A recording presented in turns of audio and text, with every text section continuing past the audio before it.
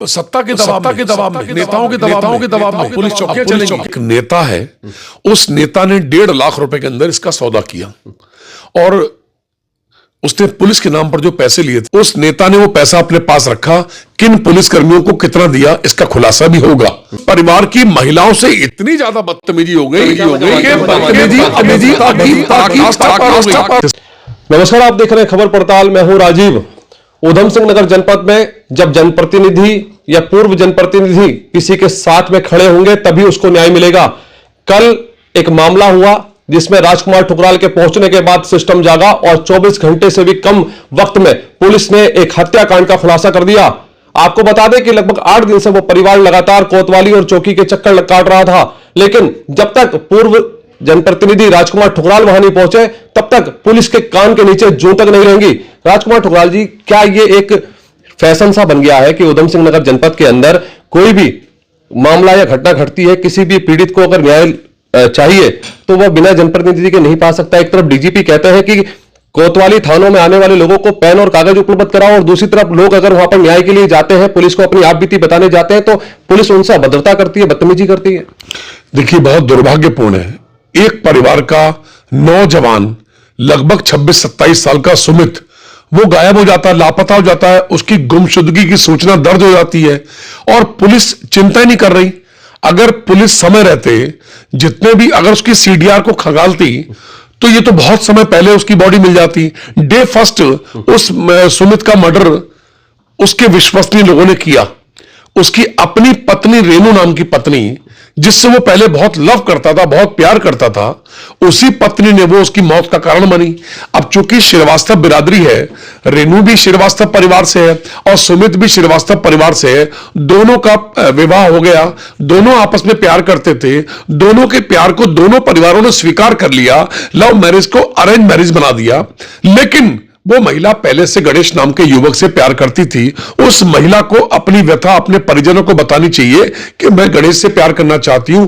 क्यों उसने सुमित से शादी की, सुमित से विवाह कर दिया और उसके उपरांत इतना बड़ा घटनाक्रम हो गया। 6 साल का बच्चा, 6 साल का जिसका बेटा हो, और वो अपने मार्ग से पथभ्रष्ट हो जाए और अपने ही पति के बारे में उसकी हत्या करने की सोचे, तो यह बहुत दुर्भाग्यपूर्ण है। आज से 9 दिन पहले यह मामला होता है, उसकी गुमशुदगी की रिपोर्ट होती है। डे फर्स्ट उसको शराब पिलाकर उसके सिर में बोतल मारी जाती है और जूते का जो फीता होता है, फीते से गले को दबाया जाता है और उसकी हत्या की जाती है। और हत्या करने के बाद उसकी बॉडी को नदी, जो कल्याणी नदी का प्रवाह हो रहा है, उस नदी में फेंक देते हैं। और जब 2 दिन रोज उसको देखते हैं जाके, लेकिन एक दिन उस बॉडी का जो हाथ है वो पानी में ऊपर आ जाता है। फिर वहीं पर गड्ढा करके उसकी लाश को दफन कर देते हैं। और लाश को जब दफन करते हैं तो पता नहीं क्या इनके दिमाग में आई, 4 कट्टे सीमेंट के, नमक के 4 कट्टे नमक के उस बॉडी के पास डाल दिए, बॉडी के साथ, और उसको बोरे में भर दिया।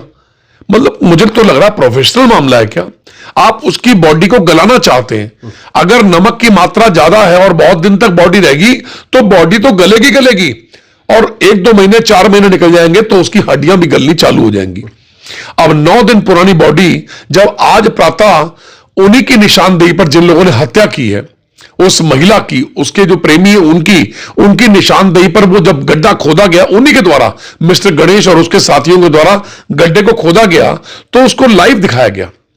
मतलब आज सुप्रीम कोर्ट की नई रूलिंग आ गई है। पहले आईपीसी थी, अब बीएनएस है। बीएनएस के तहत आप कोई भी कार्रवाई करेंगे, किसी का भी बयान लेंगे तो उसको लाइव दिखाएंगे, रिकॉर्ड करेंगे, उसकी रिकॉर्डिंग होनी चाहिए। और आज आप किसी की लाश की खुदाई कर रहे हैं, गड्ढे की खुदाई हो रही है, तो वो भी पूरी लाइव है। वो सब कोर्ट में एडमिट होंगे, वो केस प्रॉपर्टी हो गई और उसके बाद किसी गवाह की भी आवश्यकता नहीं है।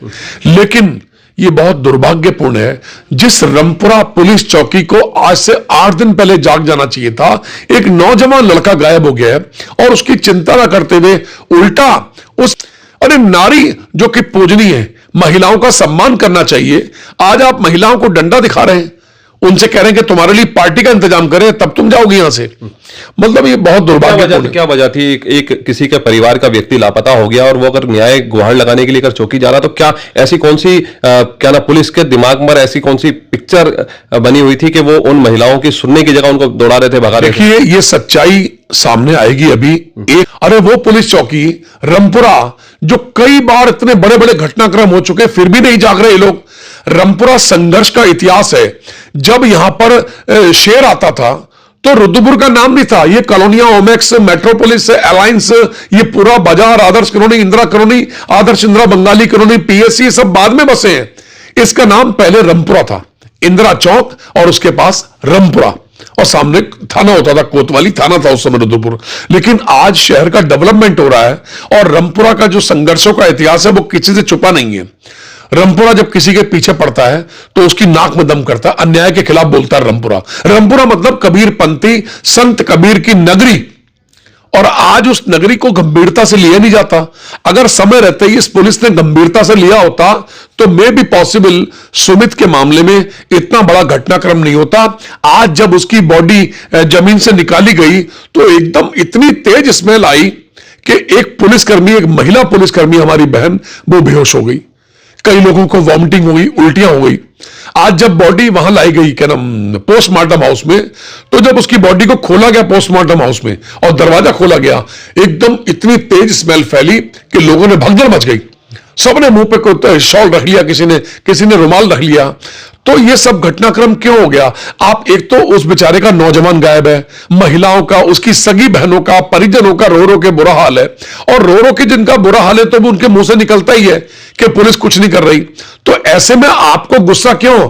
आपको रामपुरा पुलिस चौकी या कोई भी पुलिसकर्मी हो, आप पुलिस की नौकरी कर रहे हैं, आपको बर्फ की सिल्ली अपने सिर पर रखनी चाहिए, ठंडे दिमाग से चलना चाहिए। आप किसी के कष्ट को अपना कष्ट समझिए। आपका भाई अगर गायब होता तो फिर आप क्या करते? आपके परिजन गायब होते, आपके परिजन की हत्या होती तो आप पर क्या बीतती? ये बहुत दुर्भाग्यपूर्ण है। तो जो भी माना जाए कि अब ये फैशन शुरू हो गया है कि जब तक पूर्व या प्रेजेंट जनप्रतिनिधि किसी भी पीड़ित के साथ अगर खड़े नहीं होंगे तो उनको न्याय नहीं मिलेगा। मैंने आज इस जनपद के अभी नए आए हैं एसएसपी साहब, जो आईपीएस है, तेज तर्रार आईपीएस में उनकी गिनती है, मिस्टर मणिकांत मिश्रा। मैंने मिश्रा जी को कल तो मैं बैठा था लगभग सवा घंटा, आज मैंने ब्यौरेवार इस घटनाक्रम से अवगत कराया कि मैंने कहा ये मानसिक कष्ट हुआ है। ये आपकी पुलिस के होते हुए रामपुरा में इस प्रकार का व्यवहार, कौन है वो पुलिसकर्मी जिन लोगों ने महिलाओं से बदतमीजी की है? क्यों कर रहे हैं आप महिलाओं से बदतमीजी? बेचारी पहले ही बहुत पीड़ित है। अरे जाके पैरना पड़े वे भाई, वो क्या जाने पीर पर आई। एक महिला पहले से बहुत ज्यादा दुखी है, सारा तंत्र बहुत दुखी है, और ऐसे में पुलिसकर्मी उनको अपमानित करते हैं। तो निश्चित रूप से ये आक्रोश आंदोलन की परिणति, जिसके चलते कल भारी मात्रा में रुद्रपुर कोतवाली में हम लोगों ने घेराव किया। आखिर मेरी आवश्यकता क्यों पड़ी? मैं तो कोतवाली चौकी में सबसे कम जाने वाला लीडर रहा हूं। कल मुझे कोतवाली में मैं गया तो मिस्टर रतूड़ी कोतवाल साहब हैं, उनसे बातचीत हुई। एडिशनल एसपी सिटी है मनोज कत्याल जी, उनसे बातचीत हुई। सीओ मैडम है आईपीएस निहारिका तोमर, उनसे बातचीत हुई। तो उनके आदेश पर कोतवाल साहब कोतवाली में आ गए। हमने अपनी व्यथा रखी और आक्रोशित स्वर में हमने कहा अगर 24 घंटे में इसका खुलासा नहीं हुआ तो एक बार आईपीएस मणिकांत मिश्रा जी से मिला जाएगा और तदोपरांत इस कोतवाली में अनिश्चितकालीन धरना होगा। ये मैंने कल ऐलान कर दिया था। उसके बाद तो मेरा आग्रह है, आप पुलिस को पहले से सचेत कीजिए। मुझे लगता है कि इस घटना से पुलिस सबक लेगी और श्री मणिकांत मिश्रा जी के नेतृत्व में पूरे जनपद में जितने बेचारे मार्मिक हैं, पीड़ित हैं, हृदय स्पर्शी हैं, जो उनके कष्ट हैं, उन सारे कष्टों का निराकरण करने के लिए पुलिस अगवा रहेगी। अनेक पुलिसकर्मी ऐसे हैं जो अपने कर्तव्यों के प्रति निष्ठावान हैं। अरे भाई, क्राइम पेट्रोल हम देखते हैं, सावधान इंडिया देखते हैं, सीआईडी देखते हैं, पुलिस फाइल्स देखते हैं, उसमें अधिकारी किस प्रकार से कर्तव्यनिष्ठ होकर काम करते हैं। आखिर रुद्रपुर में ऐसा क्यों नहीं? उत्तराखंड में ऐसा क्यों नहीं? हर पुलिसकर्मी को उसको सैलरी मिल रही है, 1 लाख से ऊपर महीने की सैलरी है, और आप उसके बाद भी कर्तव्यों के प्रति निष्ठावान नहीं है।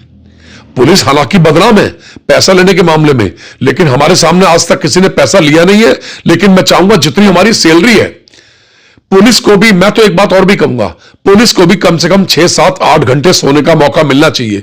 पुलिस जो चिड़चिड़ी है, पुलिस जो आक्रोशित होती है, या पुलिस भयावह दृश्य उपस्थित करती है, वो उसका एक ही कारण है, उसके जीवन में सब्र, संतोष, सुकून नहीं है, नींद नहीं है। तो पुलिस को भी नींद मिलनी चाहिए, लेकिन पुलिस को दूसरे के कष्ट को अपना कष्ट समझते हुए अपने ऊपर आत्मसात करते हुए वास्तव में इस समाज के हित में सोचना चाहिए। जो घटनाक्रम रामपुरा में हुआ है इसकी पुनरावृत्ति ना हो और किसी भी व्यक्ति को अपनी औलाद से हाथ ना धोना पड़े, यह बहुत दुर्भाग्यपूर्ण है। सारे उच्च अधिकारियों को अवगत करा दिया गया है। इसके बाद भी पुलिस का यह रवैया रहा तो हमारे पास आंदोलन के अलावा, प्रदर्शन के अलावा, धरने के अलावा और कुछ बचता नहीं है। हम डेमोक्रेटिक तरीके से, लोकतांत्रिक तरीके से इस पुलिस का विरोध करेंगे। तो आपने हमारे साथ राजकुमार ठुकराल, जिनसे हमने रामपुरा में हुई घटना पर सिलसिलेवार तरीके से चर्चा की, उन्होंने साफ तौर पर कहा कि पुलिस का रवैया अगर इस घटना के बावजूद नहीं सुधरता है तो फिर आंदोलन को वह बाध्य होंगे। ताजा तरीन खबरों के लिए बने रहिए खबर पड़ताल के साथ। फिलहाल नमस्कार।